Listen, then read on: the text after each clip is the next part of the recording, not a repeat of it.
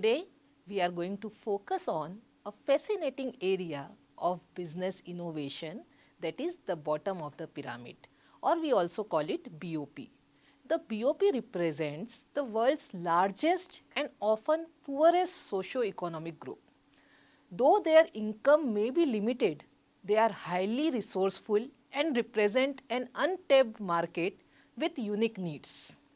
Our focus will be on 12 principles that guide successful innovation for BOP markets.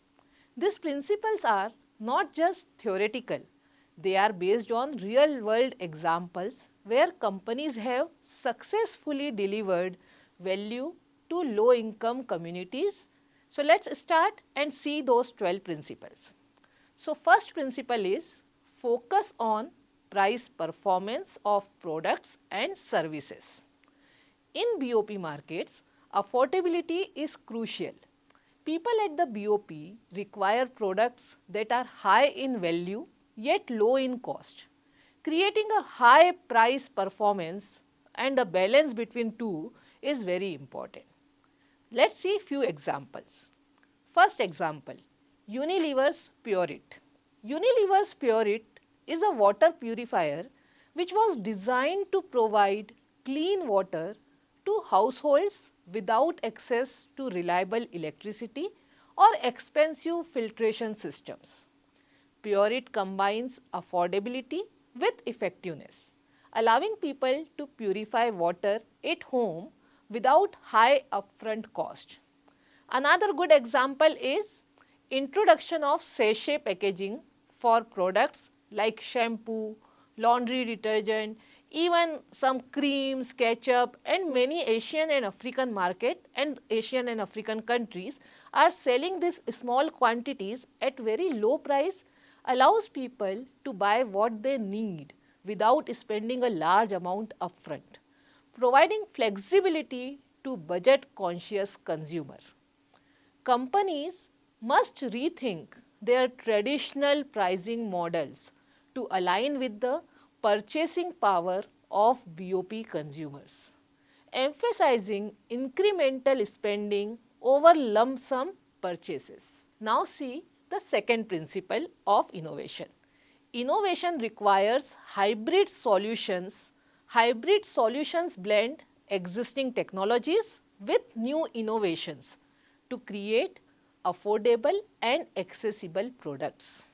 Let's see a case of Tata Nano. Tata Nano was created as a people's car for the Indian market. It was aimed at families who could only afford two-wheelers. Tata Motors combined low-cost materials, simplified designs and innovative engineering to produce a small, affordable car.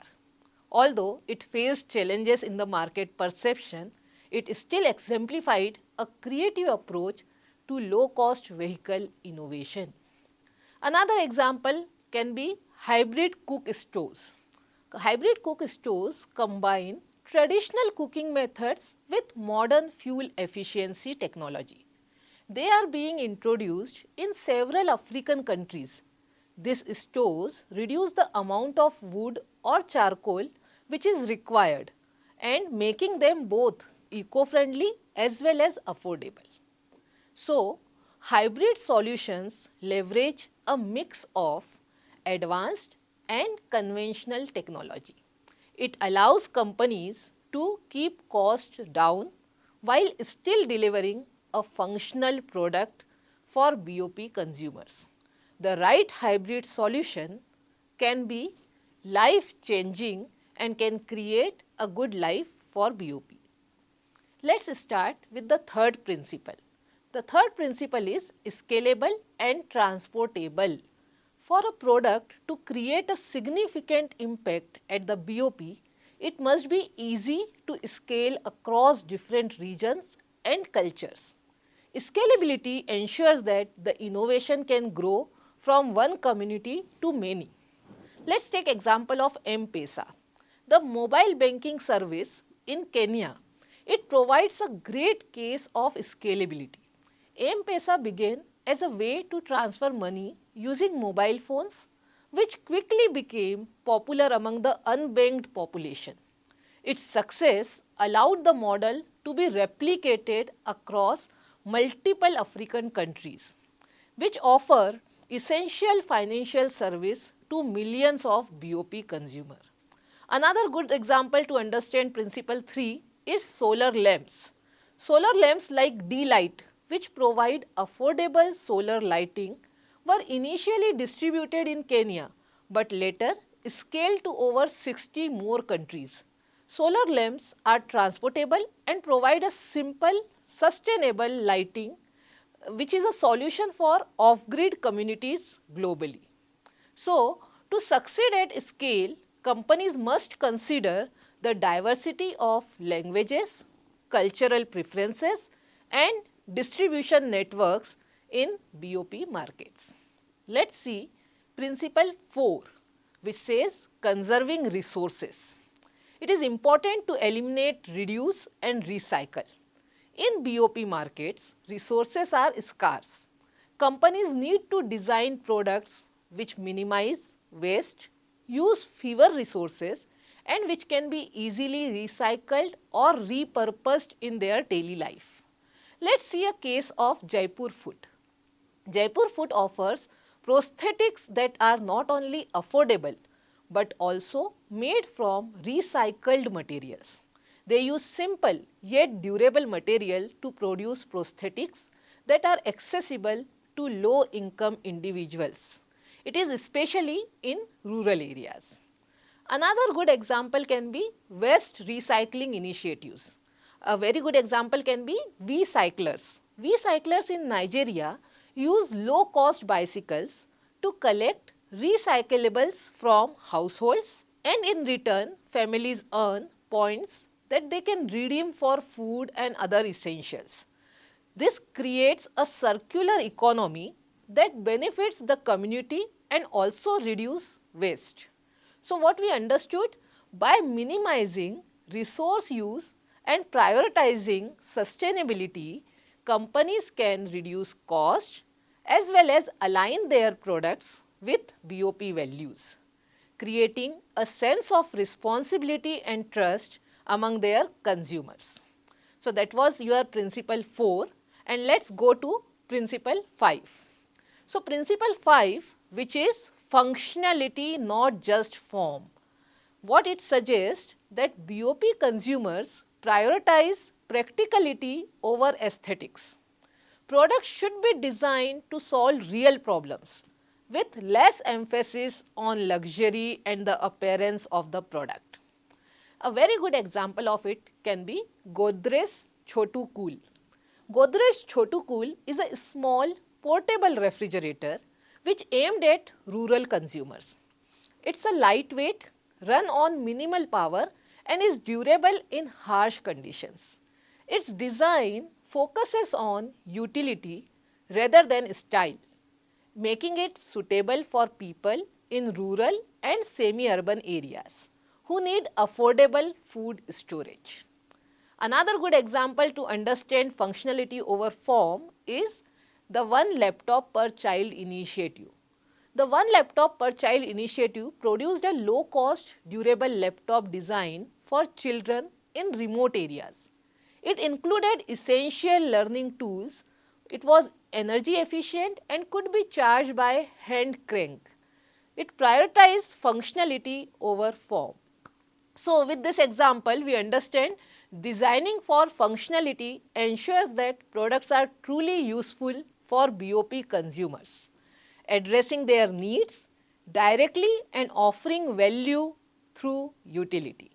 So, that was our fifth principle, functionality over form, and then coming to the principle 6, which is process innovations.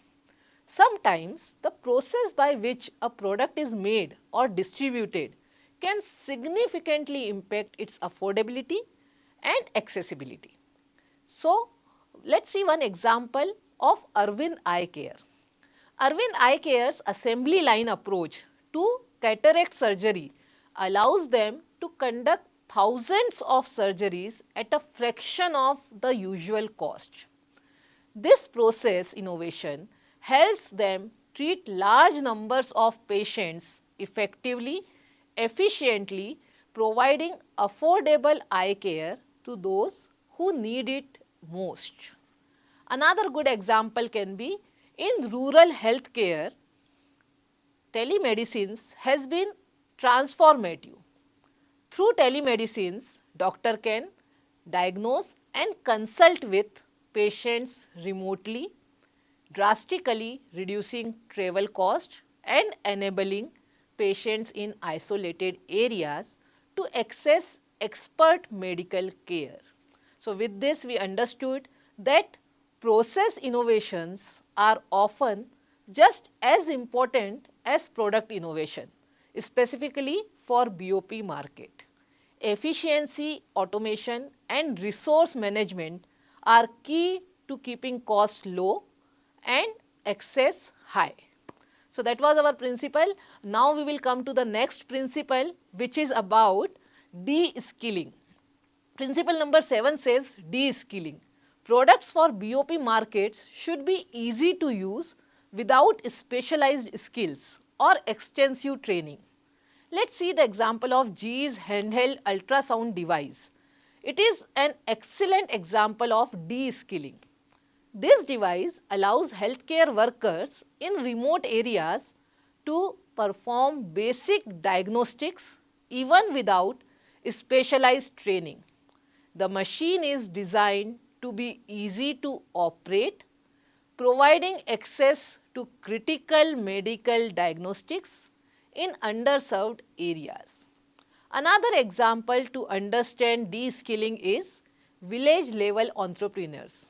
They are often trained to operate simple mobile based point of sale devices, allowing them to conduct financial transactions for their communities. These devices do not require any kind of technical expertise, or it is helping and in fact it is enabling locals to become micro entrepreneurs. So, de-skilling makes products accessible to a wider audience, enabling people without formal training to use, maintain and benefit from these innovations. Now, once we understood de-skilling, let us go to the next principle, principle 8, which is customer education. For new products or technologies, customer education is crucial.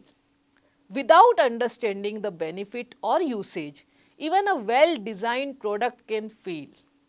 For example, Unilever's Lifebuoy soap campaign, they focus on educating rural communities about hand washing and to prevent illness because of that. Through community outreach, Unilever built awareness and encourages healthier habits of hygiene practices, and both of this increase both the product's adoption as well as public health. Another good example of customer education is in rural India, ICT based education program introduced digital literacy to communities that have limited experience with technology. By teaching the basics of digital devices, this program make it easier for people to adopt mobile banking and other digital services. So, customer education helps BOP consumers make informed decisions to ensure that they fully understand and appreciate the product's value. So, customer education, then principle 9, which means hostile environment. Product designed for BOP often needs to withstand challenging conditions. These conditions can be from extreme temperatures to unreliable infrastructure. Let us take example of EnviroFit. EnviroFit's clean cook stoves are designed for outdoor environments and can withstand high temperatures, providing clean cooking solution that reduce smoke related health issue. Another example is Coca-Cola's EcoCool. Coca-Cola's EcoCool cooler is solar powered and specifically designed for rural environments where electricity is scarce And that's why these coolers enable local vendors to sell cold drink without needing any power source, showing resilience in difficult setting. So what we understood is designing for hostile environment is essential for product durability and reliability in BOP markets, where infrastructure may be limited, but still product should be well designed. Let's see the next principle, principle 10. 10th principle is research on interfaces is critical. Creating user-friendly interfaces is essential for BOP market. People at the BOP may have limited experience with technology. So, interfaces need to be simple and intuitive. Let's see an example of Nokia's early feature phones which had simple designs with large buttons and easy navigation, making them accessible to people with minimal exposures to technology. This user-focused design made Nokia a popular choice in many of BOP markets. Another good example can be digital payment interfaces like Paytm in India are designed to be simple with clear instructions and visual cues that make it easier for users who may be even new to digital payment system. So, what we understood by this principle is a clear and accessible interface reduces barrier to usage, increasing the likelihood that BOP consumers will adopt and also get benefited from this new technological product. Let's see the next principle, principle 11. Principle 11 is innovations must reach the consumer. Even the best products cannot be successful or it will fail if it doesn't reach the intended audience. Distribution channel in BOP markets require creativity and adaptability. Let's take example of Grameen Danone Foods, which uses local women as sales agents to distribute its nutrient fortified yogurt in Bangladesh. It ensures that it reaches children in malnourished communities. Another example can be last mile distribution for solar lamps, which often relies on partnership with local NGOs or the community leaders who act as trusted intermediaries which promote and sell the lamps to the BOP consumer. So, a robust and adaptable distribution strategy is critical to overcoming logistical challenges in BOP market. Let's move to the last principle, which is rapid evolution. BOP markets are dynamic with consumer needs evolving quickly. Companies need to be agile and responsive to feedback from the field. Take example of D-Light, a solar lighting company. Continually iterates its products based on user feedback and to better serve off-grid communities. New versions are introduced to meet changing demands and improve user and also help to improve user satisfaction. Another good example can be microfinance institutions which often adjust their loan products to reflect seasonal income fluctuations among their clients, allowing for flexibility in repayment period, repayment methods. So, rapid evolution in the products allows companies to stay relevant and responsive to the unique needs of BOP consumers, fostering long-term loyalty as well as growth for their business.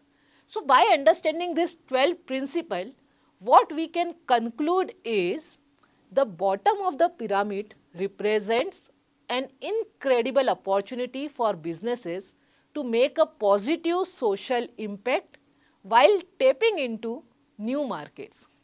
These 12 principles are roadmap for creating products and services that are affordable, accessible and valuable to BOP consumers. So, that's all for this session.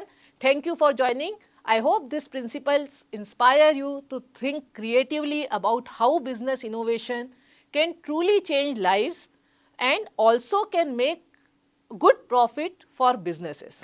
So, that's all. Thank you so much.